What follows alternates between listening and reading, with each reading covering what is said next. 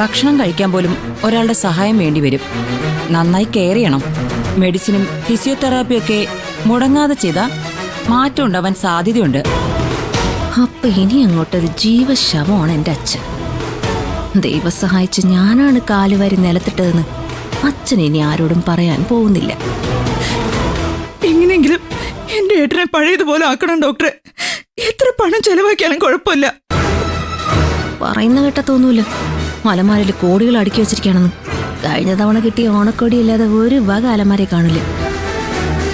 എത്ര നാൾ ചികിത്സിക്കേണ്ടി വരും ഡോക്ടർ? അതൊന്നും പറയാൻ പറ്റില്ല. ഹോസ്പിറ്റലിൽ കിടന്നാലും മെഡിസിനും ഫിസിയോതെറാപ്പി അല്ലാതെ വേറൊന്നും ചെയ്യാനില്ല. എന്തായാലും നമുക്ക് നോക്കാം. ഡോക്ടറെ, എനിക്കൊന്ന് കാണാൻ പറ്റുമോ? ആരെങ്കിലും ഒരാൾ പോയി കണ്ടോളൂ. അധികം സംസാരിക്കാനോ ബുദ്ധിമുട്ടിക്കാനോ നിൽക്കണ്ട. ഓക്കെ. അമ്മേ, എന്താമോ നിന്നെ? എനിക്കെന്റെ അച്ഛനെ കാണണം. കാണാൻ കൊതിയാവോ എനിക്ക്? പ്ലീസ്, ഞാനൊന്ന് പോയി കണ്ടോട്ടെ അച്ഛനെ. അമ്മ ഇത് പിടിക്ക്.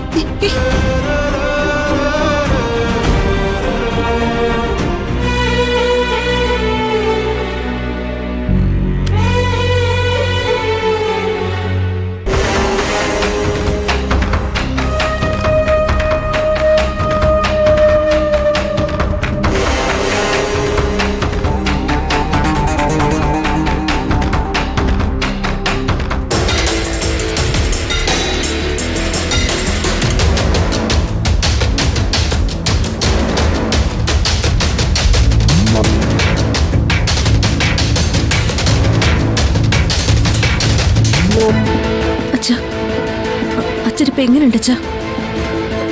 അച്ഛനെ ഈ ഒരു അവസ്ഥയെ കാണുമ്പോ ഈ മോളുടെ മനസ്സ് എന്തോരം വേദനിക്കുന്നുണ്ടെന്നറിയോ? ആ ഡോക്ടർ എന്തൊക്കെയാ പറയുന്നറിയോ? അതൊക്കെ കേട്ടിട്ട് എന്റെ ഹൃദയം തകർന്നുപോയി. അച്ഛനിനി എഴുന്നേറ്റ് നടക്കാൻ പറ്റില്ലെന്ന്.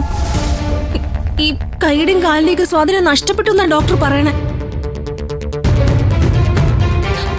അതിനേക്കാളും എനിക്ക് സങ്കടാവുന്നത് ഇനി അച്ഛന് നാവെടുത്ത് വർത്തമാനം പറയാൻ പോലും പറ്റില്ലെന്ന് അറിഞ്ഞപ്പോഴാ. പാവം തന്നെ. ഇനിയിപ്പൊ ഈ കിടത്ത് തന്നെയായിരിക്കും വിധി. ഇങ്ങനെ ചുണ്ടനക്കാന്നല്ലാതെ വാ തുറന്നൊരക്ഷരം പറയാൻ നിങ്ങളെ കൊണ്ടാവൂല. നിങ്ങൾക്ക് എന്നെ വീട്ടിൽ നിന്ന് ഇറക്കി വിടണം അല്ലേ? കാല് പിടിച്ച് ഞാൻ യാചിച്ചതല്ലേ? മാപ്പാക്കണമെന്ന് അപേക്ഷിച്ചതല്ലേ?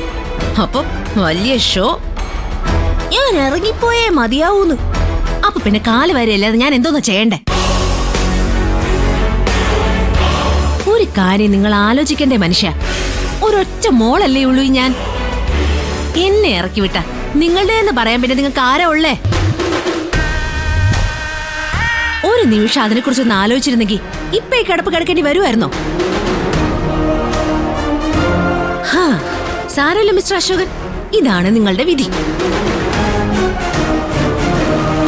ഇതിങ്ങനെ അങ്ങ് കണ്ടിന്യൂ ചെയ്തോ.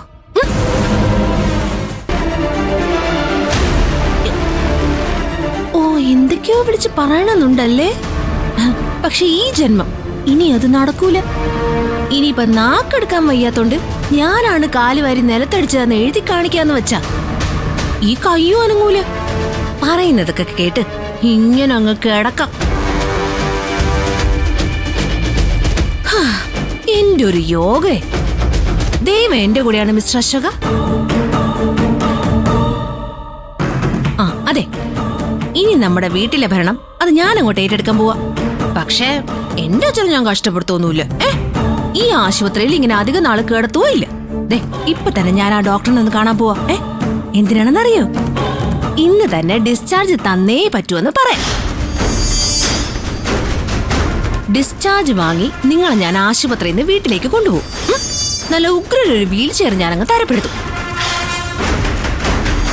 അതിനകത്തിരുത്തി നിങ്ങളുടെ മുന്നിൽ ജീവിച്ച് കാണിക്കണം. പിന്നെ ഒരു പോക്കാണ് ഞാൻ ഈശ്വരമംഗലത്തേക്ക്. അതോടി കഴിഞ്ഞാൽ നിങ്ങളുടെ കാര്യം കട്ടപ്പുകയാ. അയ്യോ, നിന്ന് ഞാൻ സമയം കളയുന്നില്ല. ഞാൻ പോയി ഡോക്ടറെ ഒന്ന് കാണട്ടെ. ഡിസ്ചാർജിന്റെ കാര്യം ഏർപ്പാടാക്കണമല്ലോ. പിന്നെ അതിനു മുൻപ് വേറൊരു പ്രശ്നമുണ്ട്.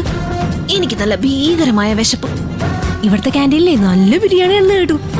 ഞാൻ പോയി ഒരു ബിരിയാണി ഒക്കെ കഴിച്ചിട്ട് ഡോക്ടറിനെ പോയി കണ്ടിട്ട് വരാം. ഓക്കെ, അപ്പൊ ബൈ അശോക, ബൈ.